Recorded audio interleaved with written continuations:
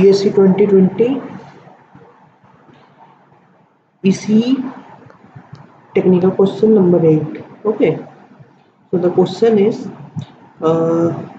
if the bias current in the IC 741 op-amp is IQ 19 microampere and the internal frequency compensation capacitor C1 equals to 30 picofarad, the slew rate of the op-amp will be nearly, ठीक है। तो एक op-amp है हमारे पास, उसमें कहा गया है कि बाइसिंग करेंट IQ जो है वो 19 माइक्रो एम्पेयर है। हम लोग जानते हैं बाइसिंग करंट यूज किया जाता है ताकि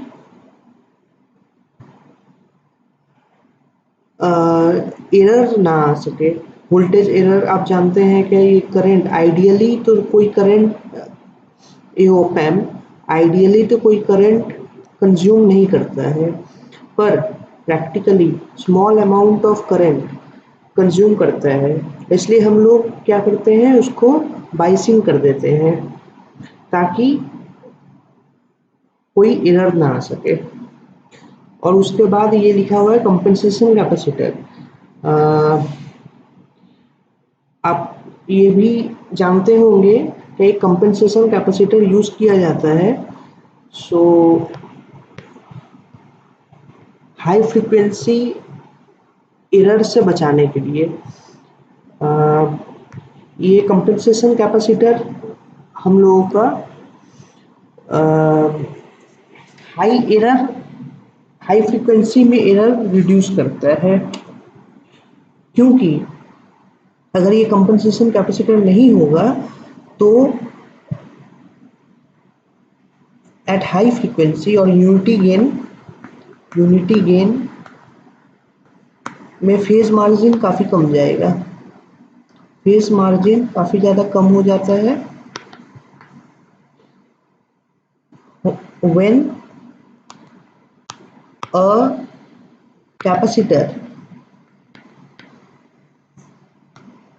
as load is used। आप जानते हैं आइडियली तो कोई भी, अगर यदि हम एक रेजिस्टर भी यूज कर रहे हैं तो आइडियली तो एक प्योर रेजिस्टेंस नहीं होगा, इसमें थोड़ा अमाउंट ऑफ कैपेसिटेंस रहता ही है, थोड़ा इंडक्टेंस भी रहता है।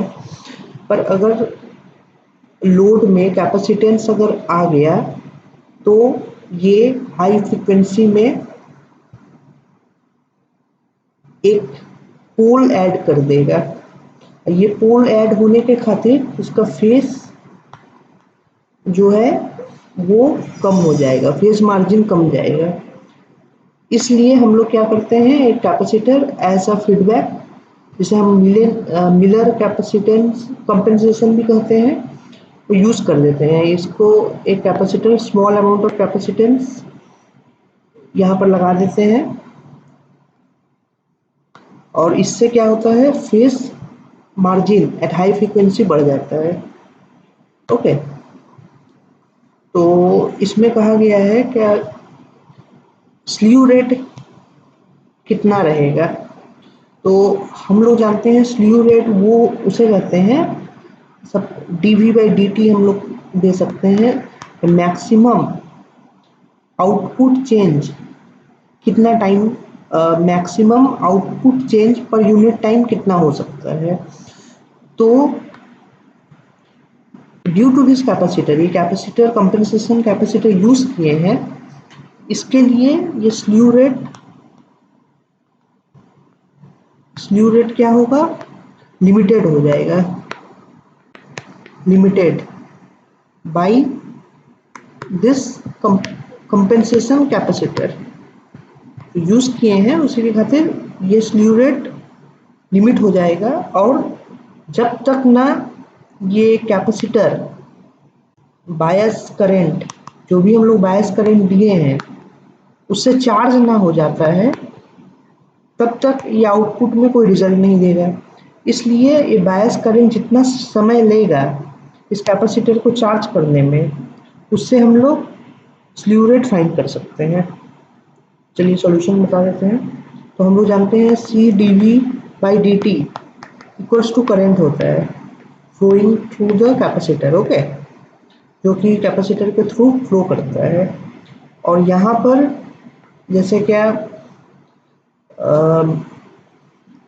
ये बायस करंट अवेलेबल है, ये बायस करंट ही हम लोगों का कैपेसिटर को चार्ज करेगा। तो हमारा D V by D T हो जाएगा बायस करंट, जो कि वैल्यू है 19 माइक्रो बाई